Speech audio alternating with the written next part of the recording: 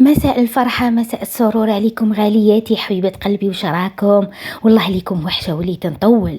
راني متخطية كما نقول لكم، والله راني متخطية، راني نتوحشكم بالعاني.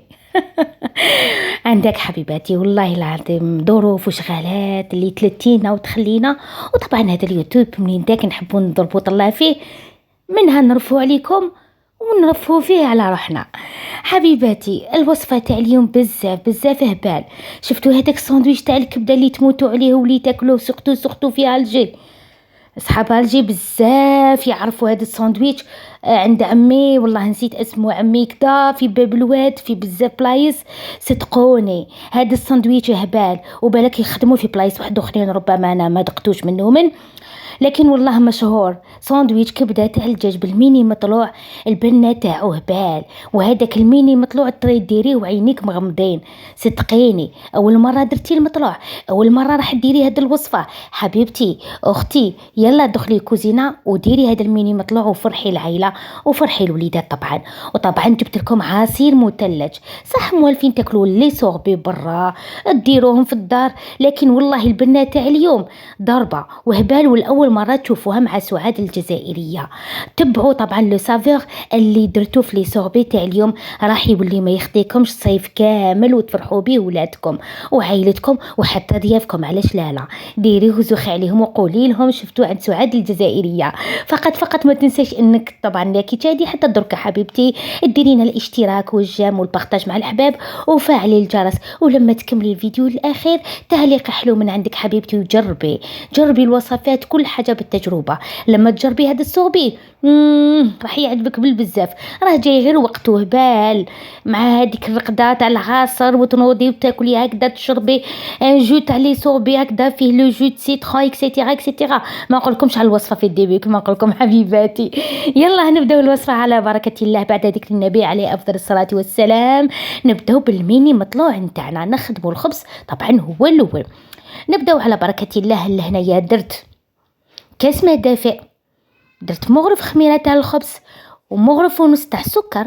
خلط المقادير هذوما مع بعض، وطبعا انا نخمر الخميره يعني نخليها تخمر دو كوتي. ودرت كاس فرينه. نعاودوا المقادير، درت كاس ماء دافي، مغرف خميره الخبز تاع العشاء، مغرف ونص سكر، والكاس تاع الفرينه. نغطوها ونخلوها حوالي حتى نص ساعه، ولا كانت سخانه 20 مينوت 20 دقيقه راح تخمر لك ليك. خلط المقادير مع بعض كما شفتوا، نغطيها ونروح طبعا دوك نحضر الحشوه ديالي ونرجع ليها. الحشوه ديالي عندي كميه من لي زابا، كما تعرفوا الوليدات ما يحبوش ياكلوها لكم، ديروا شويه لي زابا وراح نديروا طبعا طريقه شوفوها هنايا. هنا بعد ما قليت لي زابا تاعي طبعا غير بالملح والفلفل شويه تاع الفلفل الكحل، قليت لي زابا تاعي في الزيت عادي، قطعتهم طبعا شرائح بعد ما غسلتها بالماء والخل. قلت اليوم ندير لكم الوصفه هذه، والله ناكلوها بزاف برا ونتشاهوا فيها ونحبوها والكل يتكلم عليها. الساندويتش تاع لي زابا بالميني مطلوع والله بنين بالبزاف، وصدقوني برا يجيك بنه وكي تخدمي في الدار مع خدمه يديك راح تولي تاكلي وتشكري في روحك. حبيبتي بعد ما قليت لي زابا ديالي نحيتها من الزيت. هذيك الزيت اللي قليت فيها لي زابا ديري فيها طبعا حبات تاع البصل كبيره مقطعه شرائح، وزوج حبات تاع فلفل طرشي او فلفل حلو مقطعين كذلك شرائح. نقلوهم في هذيك الزويته ونديروا لهم طبعا شويه تاع الملح وفلفل كحل، ودوك نضيفوا لهم كي يترنخوا شويه نضيفوا لهم الطوماطيش مقطعه مربعات. جيت للعجينه ديالي، شوفوا كيما تشوفوا الخليط خمر لي. دوكا بديت نضيف الفرينه بلا قياس حوالي حتى 450، تروحي حتى 450، وزدت كذلك الكيله تاع السميد طبعا الرطب. نتوما تحبوا ديروا غير الفرينه حتجيكم احسن. طبعا اللي محبي الفرينه، كاين اللي تحب تقول لك انا ندير سميد ما يجينيش الخبز شباب، ديري الفرينه حبيبتي انت حره، احنا نمدوكم المقادير والوصفه وانتم ديروا واش تحبوا. زدت كذلك حوالي 4 ملاعق تاع زيت، وطبعا القريصه تاع الملح اللي ما ننساوهاش.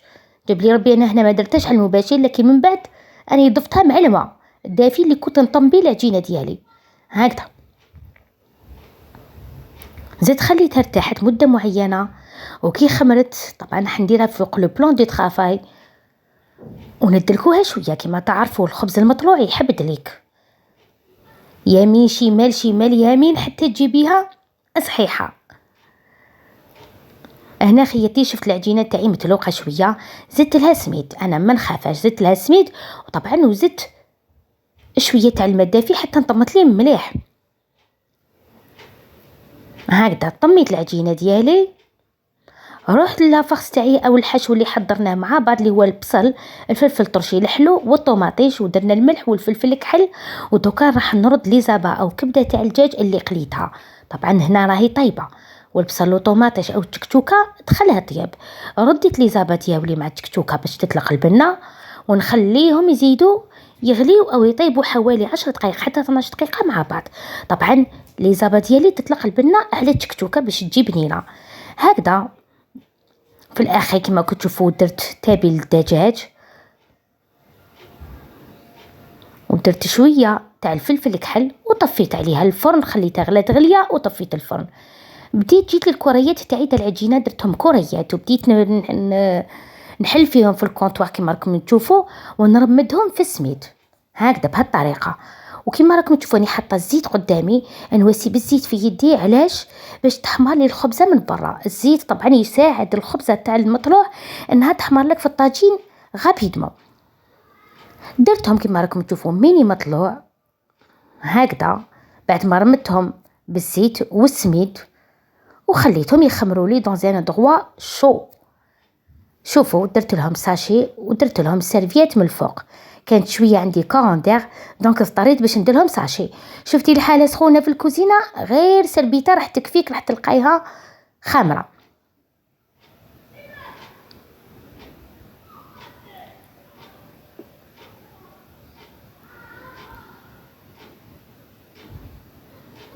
طيبت خبز الطاجين تاعي بعد ما خمر لي. والله هذيك اللقطه المونتاج ما درتوش للاسف، فقليت شويه اللي فخيت. التكتوكه تاعي بلي زابا الكبده راهي واجده.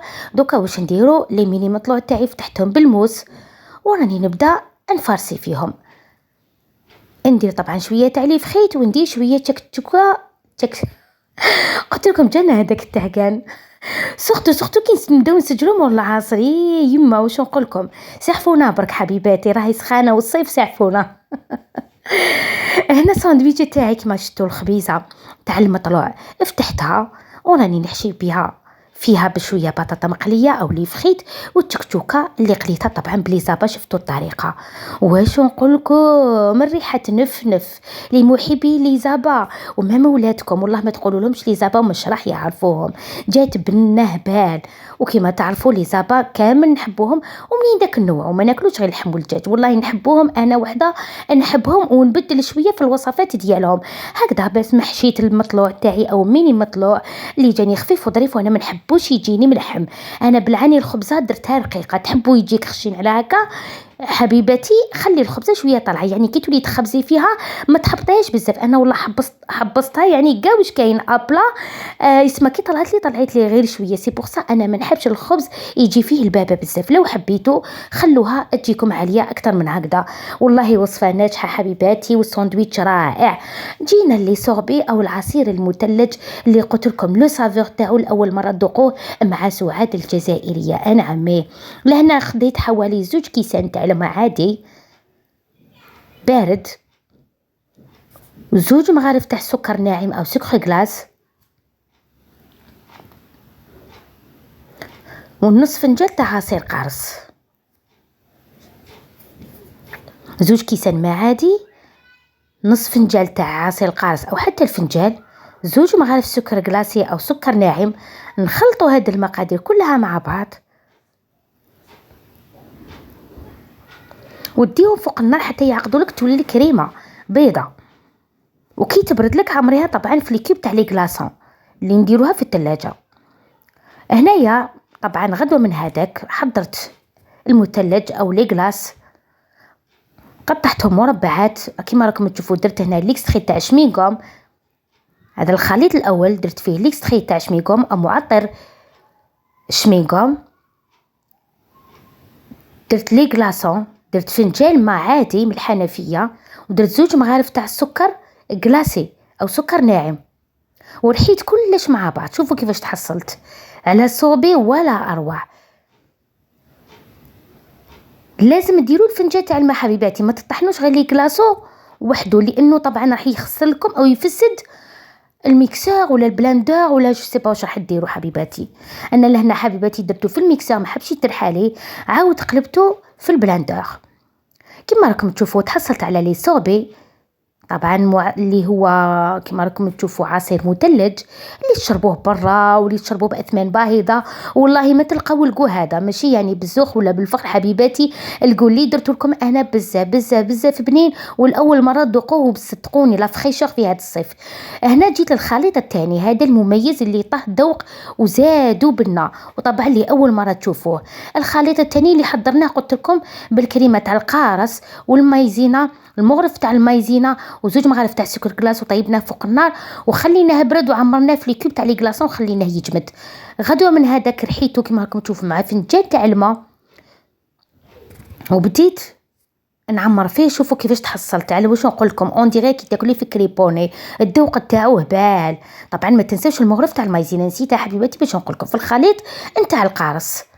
وبديت ندير كطبقه ثانيه وزدت كطبقه ثالثه، لكن هنا والله الخليط تاعي الاول لانه ما جيت نرحي وما جيت نجبد النوع الثاني الابيض تاع لي صوبي، حتى كان الاول كما راكم تشوفوا سخانه داب لي شويه، لكن صدقوني المذاق رهيب. والله الاول مره راح تذوقوا هذا المذاق وراح يعجبكم بالبزاف. وهكذا تحصلنا على وصفتين من اروع ما يكون، صيفيه محضه، واللي طبعا تعجبكم وتعجب وليداتكم وعائلتكم. ولي صوبي تقدميه حتى لضيافك، علاش لا صدقوني بنا روعه لا فخيشار بعصير الليمون. لو سافور هذا الاول مره راح تذوقوه مع سعاد الجزائريه، طبعا معطر او عصير مثلج.